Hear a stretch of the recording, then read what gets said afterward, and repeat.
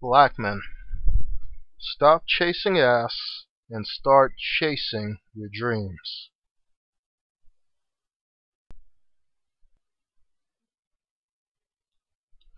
I wanted to make a video on a subject that I think really needs to be discussed. Only I won't be able to cover all of the material surrounding this subject in just one video. So what I'll do, I'll make a series of videos around this issue. Black men, many of us are too focused on getting ass. And when I say this, believe me, I'm also including myself, because I've definitely been guilty of this. Now, don't get me wrong. There's nothing wrong with having sex. And this is not a video condemning sex in any way. We are all sexual beings. And sex is a good thing. Sex is a damn good thing. I wouldn't be here making this video, and you wouldn't be there listening to it if two people didn't come together and have sex on our behalf. So the issue isn't getting laid. The issue is when getting a piece of ass becomes our only focus, and all other things in our lives are put on the back burner. Then we end up fucking ourselves in the long run. Now I can get into the reasons why we chase after ass so much as men, but I think I'll focus on that more on part 2 of this video. Instead, I want to tell a story that I feel needs to be told, just to illustrate how we can really screw ourselves up chasing behind a piece of ass. This is a true story, and a glaring example of what not to do in life. Now, for the sake of me not getting sued anytime in the near future, we'll call this guy Ed. I met Ed over 10 years ago. He was one of my uncle's friends. So, he was an old head. I think he was somewhere in his late 40s, early 50s, around the time I met him. One thing I noticed right off the bat with Ed was that he had no ambition. He didn't have a steady job, and at his age, he was still living at home with his mother. Ed's life comprised of only two things: getting high and getting ass.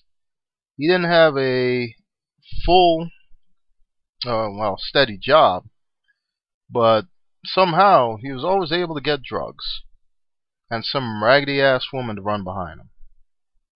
Now, I never liked that. I thought he was a piece of shit.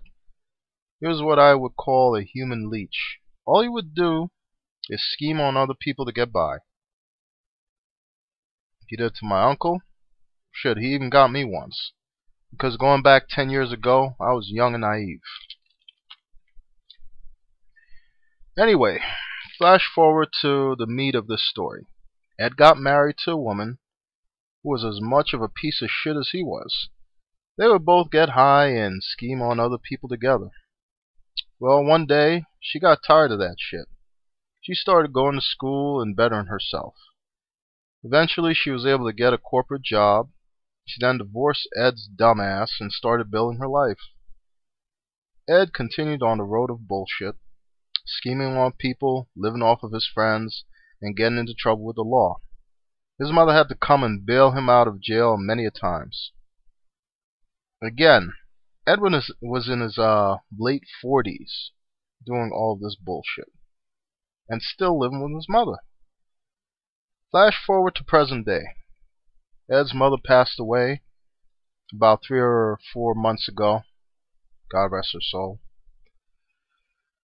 The woman had taken out an insurance policy on herself, which would leave her son Ed with enough money to pay off the house and still have enough left over for himself. I believe it was somewhere in the neighborhood of $50,000. So what's the first thing Ed did when he got the check?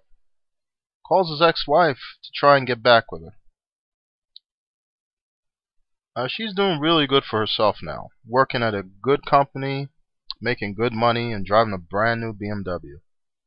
She did come back to him, though, when she found out about the $50,000.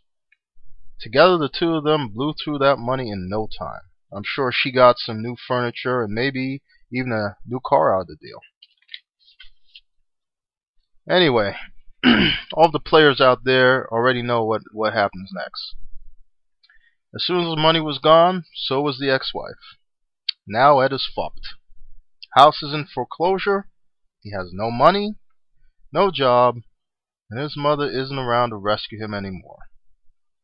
He's going to end up on the streets.